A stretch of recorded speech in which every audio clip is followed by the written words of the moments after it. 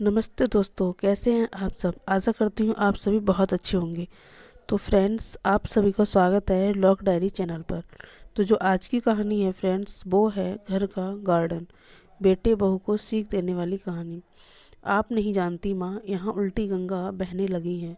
ससुर जी जब से रिटायर हुए हैं, मेरी सास और ससुर दोनों किसी फिल्म के लव वर्ड्स की तरह अपने आप को जवान समझने लगे हैं। दिन भर हमारे घर के पास बने गार्डन में झूले पर बैठे बातें करते रहते हैं। उन्हें अपने पक चुके बालों का भी ख्याल नहीं रहता है।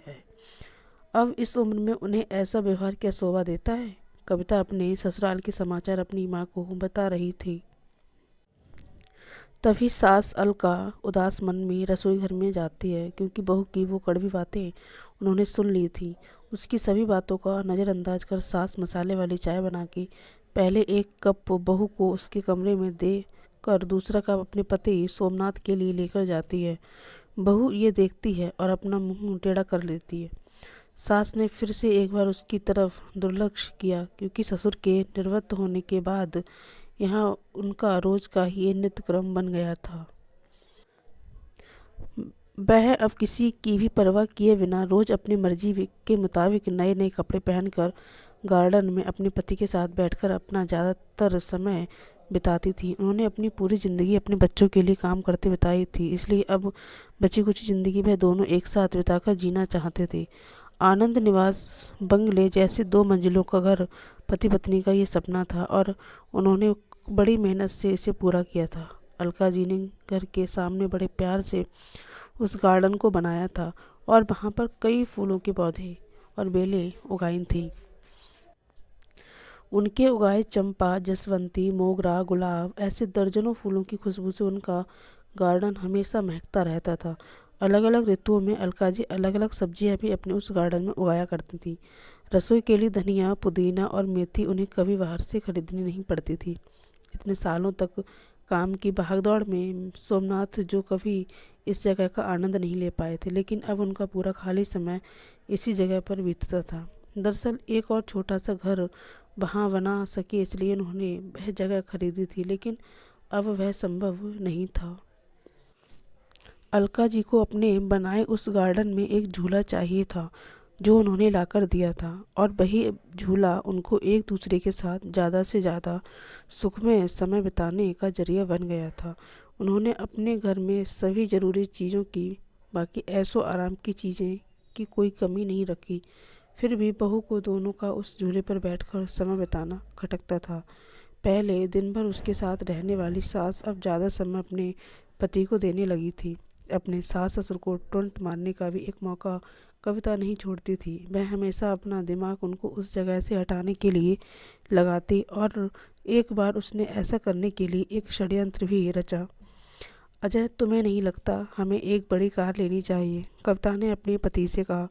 आइडिया तो अच्छा है, लेकिन कार रखने के लिए जगह कहाँ है हमारे पास? एक ही छोटा सा गैरेज है, जहाँ सिर्फ एक कार के लिए जगह है। अजय ने चिंता वाले स्वर में कहा। कौन कहता है जगह नहीं है? वह गार्डन है ना, जहाँ आजकल 2 लव बर्ड्स अपना डेरा जमाए बैठते हैं। कविता ने पति की तरफ तिरछी नज़र करते हुए कहा। आजकल तुम कुछ ज़्यादा नहीं बोलने लगी हो? अजय ने अपनी पत्नी को फटकार लगाते हुए कहा। लेकिन सच तो ये था कि उसने भी इस बारे में अपने पति से बात करने का मन बना लिया था। अगले दिन अजय पिता के पास गया और उनसे बोला, पिताजी, मेरा और आपकी बहू का मन है कि एक बड़ी कार ले ली जाए। पर बेटा, हमारे पास पहले से गाड़ी है ना। दूसरी गाड़ी लेने के बाद हम उसे रखेंगे कहाँ? सोमनाथ जी ने कहा। पिताजी, इस गार्डन में एक नया गैरेज बनाने की सोच रहा हूँ। कविता को इस गार्डन की कुछ नहीं पड़ी है, और माँ भी भला अब कब तक, कितने दिनों तक गार्डन का ख्याल रखेगी। इसलिए अच्छा होगा कि सभी पेड़ पौधों को तोड़कर यहाँ गैरेज बना लिया जाए। अजय ने अपने विचार बताए।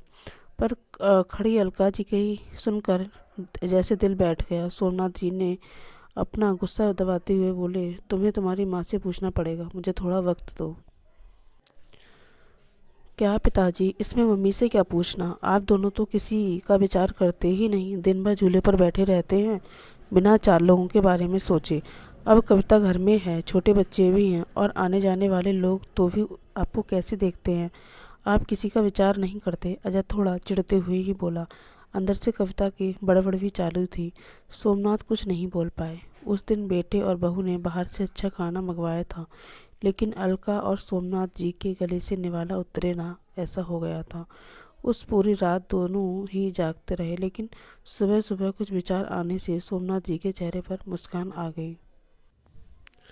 सोमनाथ जी खुद रसोई घर में जाकर चाय बनाकर लाए थे, लेकिन अलका जी इतनी निराश थी, वह आज बगीचे में किसी भी पेड़ पौधे को पानी तक डालने नहीं गई थी। पूरा दिन तो बड़ा ही नॉर्मल तरीके से गुजरा, लेकिन शाम को अजय की आंखें फटी की फटी रह गई थी जब उसने घर के आगे घर भाड़े से देना है का बोर्ड पड़ा था। अजय ने सोमनाथ जी से कहा, पापा, माना कि हमारा घर बड़ा है, लेकिन इसका यह मतलब थोड़ी है कि हम उसे भाड़े से दे देंगे। बेटा, अगले महीने मेरे साथ काम करने वाले जो शर्मा जी रिटायर हो रहे हैं और वही अब इस घर में भाड़े में रहेंगे, सोमनाथ जी ने कहा।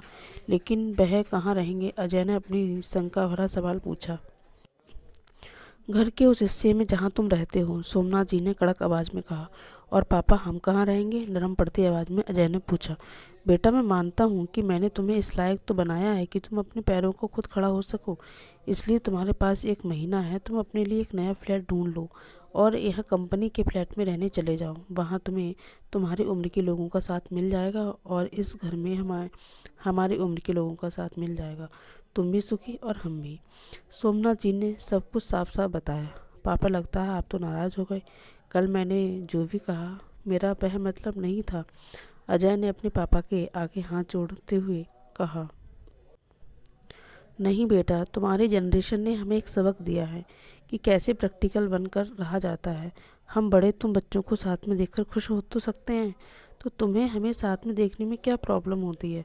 यह घर, यह गार्डन में बड़े हुए पेड़ पौधे इस बात के गवाह हैं कि कैसे तुम्हारी माँ ने मेरे लिए और ख़ासकर तुम्हारे लिए जो जी जान से सेवा की है, हमारा समय अपनी जवानी में खर्च कर दिया है। इसलिए इन सब पर तुमसे और हम मुझसे भी ज़्यादा तुम्हारी माँ का हक है, और इन सब को मैं तुम्हारी माँ से नहीं छीन सकता। सोमनाथ जी ने अपनी पत्नी की तरफ देखकर कहा। दोस्तों, जाने अनजाने में हम हमेशा गलती कर बैठते हैं। हम सोचते हैं कि हमारे बड़े बूढ़े हमारे हिसाब से जीवन जिए।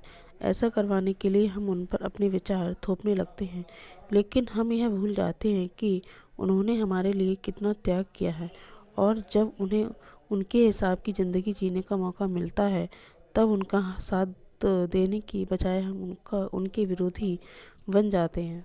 तो दोस्तों, आपको ये कहानी कैसी लगी हमें कमेंट बॉक्स में ज़रूर बताइएगा। अगर आपको कहानी पसंद आई हो तो प्लीज़ वीडियो को लाइक करें, अपने दोस्तों के साथ शेयर करें, और चैनल पर अगर आप नए हैं तो प्लीज़ चैनल को सब्सक्राइब करना ना भूलें। बेल आइकन को प्रेस करें ताकि आने वाली वीडियो की नोटिफिकेशन आपको जल्द से जल्द प्राप्त हो। तब तक मिलते हैं एक नई कहानी के साथ नेक्स्ट वीडियो में। तब तक नमस्कार दोस्तों।